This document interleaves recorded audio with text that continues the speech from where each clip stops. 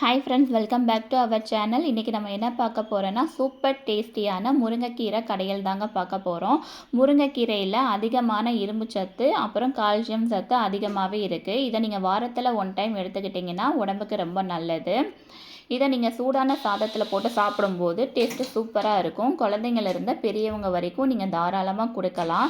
நீங்கள் பொரியெல்லாம் செஞ்சு கொடுத்தீங்கன்னா குழந்தைங்க விரும்பி சாப்பிட மாட்றாங்க. அதனால இந்த மாதிரி துவரம்பருப்பு போட்டு கடையெல்லாம் செஞ்சு கொடுத்து சாப்பாட்டில் போட்டு கொடுத்தா கண்டிப்பாக விரும்பி சாப்பிடுவாங்க. வாங்க எப்படி பண்ணலான்னு பார்க்கலாம். 1/2 கப் அளவுக்கு துவரம்பருப்பை நல்லா வாஷ் பண்ணிட்டு ஒரு குக்கரில் சேர்த்துருக்கேன். 1/2 ஸ்பூன் மஞ்சள் தூள், கொஞ்சமாக பெருங்காயத்தூள் சேர்த்துட்டு 1/2 கப் அளவுக்கு தண்ணி சேர்த்து மூடி போட்டு 2 விசில் வச்சு எடுத்துக்கலாம் மீடியம் ஃப்ளேமில். முருங்கைக்கீரையை நல்லா காம்பெல்லாம் நீக்கிட்டு நல்லா வாஷ் பண்ணி எடுத்துக்கோங்க. இப்போ ஸ்டவ்வில் ஒரு கடாய் வச்சுக்கோங்க. 2 ஸ்பூன் எண்ணெய் சேர்த்துருக்கேன். 1 ஸ்பூன் ஜீரகம் சேர்த்துக்கோங்க. 10 சின்ன வெங்காயம், 4 பூண்டு சேர்த்துக்கோங்க. வெங்காயம் பூண்டு லைட்டாக வதக்கி விடுங்க. இப்போ இந்த டிஷ்க்கு தேவையான உப்பும் ஆட் பண்ணிக்கலாம். ஒரு மீடியம் சைஸ் தக்காளி சேர்த்துக்கோங்க. இப்போ நம்ம வாஷ் பண்ணி வச்சுருக்கிற முருங்கைக்கீரையும் இதில் சேர்த்துடலாம். இப்போ எண்ணெயிலேயே நல்லா குக் பண்ணுங்கள். கால்வாசி எண்ணெயிலே நல்லா குக் ஆயிரும். அதுக்கப்புறம் லைட்டாக தண்ணி தெளித்து விட்டுக்கோங்க. தண்ணி அதிகமாக சேர்க்க தேவையில்லை. லைட்டாக தண்ணி சேர்த்ததுக்கப்புறம் மூடி போட்டு ஒரு 3 மினிட்ஸ் குக் பண்ணால் போதும். கீரையை அதிக நேரம் குக் பண்ணக்கூடாது. இப்போ நம்ம வேக வச்சு எடுத்து வச்சுருக்கிற துவரம் பருப்பையும் இதில் சேர்த்துக்கோங்க.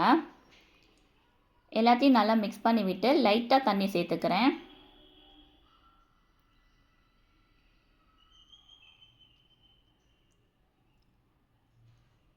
இப்போ 2 மினிட்ஸ் மட்டும் தண்ணி வத்துற அளவுக்கு அடுப்பில் வச்சுக்கலாம்.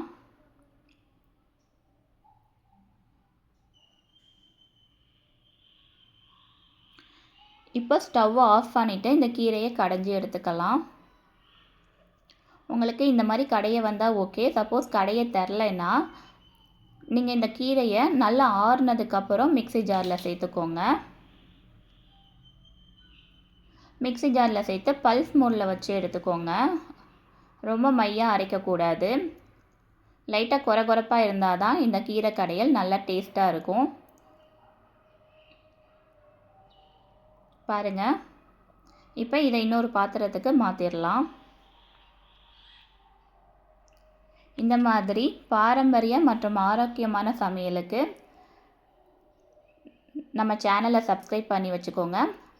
அப்படியே பக்கத்தில் இருக்கிற பெல் ஐக்கான் கிளிக் பண்ணிக்கோங்க. இப்போ ஸ்டவ் ஆன் பண்ணி ஒரு கடாய் வச்சுட்டு 1 ஸ்பூன் எண்ணெய் சேர்த்துருக்கேன். 1 ஸ்பூன் கடுகு உளுந்த பருப்பு.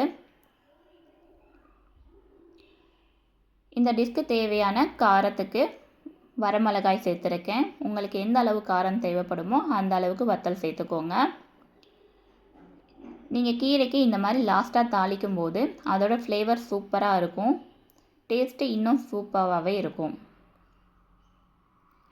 கண்டிப்பாக இந்த டிஷ்ஷை நீங்கள் ட்ரை பண்ணி பார்த்துட்டு எப்படி இருந்ததுன்னு கமெண்ட் பண்ணுங்கள்.